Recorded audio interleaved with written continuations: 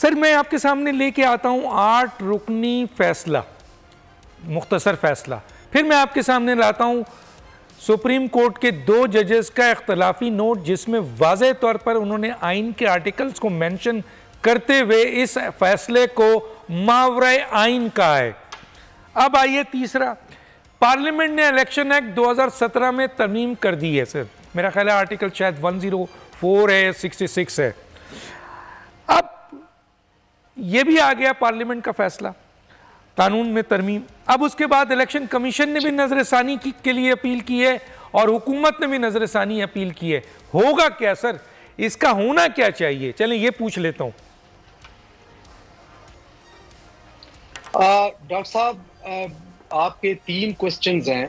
देखें, जो उस वक्त मैं अर्ज कर रहा था पहले, जो तकरीबन वही क्वेश्चन आपने रिपीट किए हैं कि जो 2 रुकनी बेंच ने 3 आर्टिकल्स का हवाला दे के कहा कि इस फैसले को इम्प्लीमेंट करने के लिए इनको सस्पेंड करना पड़ेगा, तो उसमें तो बिल्कुल मैं समझता हूं कि अगर आइन की उन 3 आर्टिकल्स को मद्देनजर रखा जाए तो फिर तो सस्पेंड करना पड़ेगा, तभी इम्प्लीमेंटेशन। और शायद इसी वजह से 2 मुअज़्ज़ज़ में जज साहबान ने जो इख्लाफी नोट लिखा उसमें उन्होंने ये भी साथ कह दिया, और अमूमन कभी नहीं हुआ कि इख्लाफी नोट रखने वाले जजेस ने मेजॉरिटी व्यू को इस वजह से रिजेक्ट किया और कहा हो कि इसको इम्प्लीमेंट ना करें क्योंकि ये गैर आईनी है। ये पहली दफा इस पूरे इस अरसे में ये हुआ है कि ऐसा उन्होंने डायरेक्शन दी है। तो गैर आईनी इसीलिए कहा किसी भी आर्टिकल में ये 15 दिन या फ्लोर क्रॉसिंग की सवर करके इसको इम्प्लीमेंट ना किया जाए। अब आते हैं जो पार्लियामान ने जो की है अमेंडमेंट।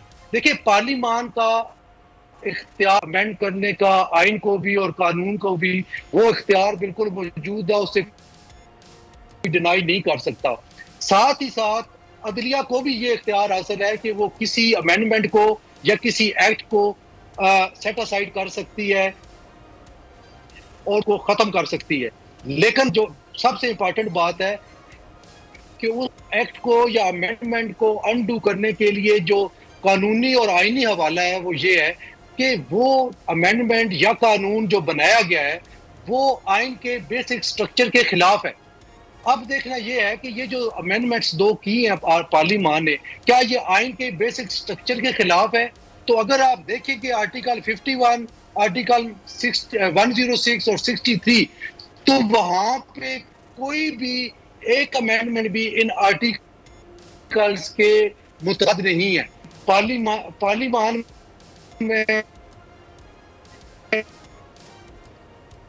कोई तकरीर मैंने तो अब उसके लिए सुप्रीम कोर्ट ऑफ पाकिस्तान को स्ट्राइक डाउन करने के लिए देखना पड़ेगा कि क्या गैर आईनी। ओ सर, जो मुख्तसर फैसला है सर ये बताएं, जो मुख्तसर फैसला दिया है सुप्रीम कोर्ट ने, अब मुझे ये बताइए वो कौन सा कानूनी और आईनी है सर?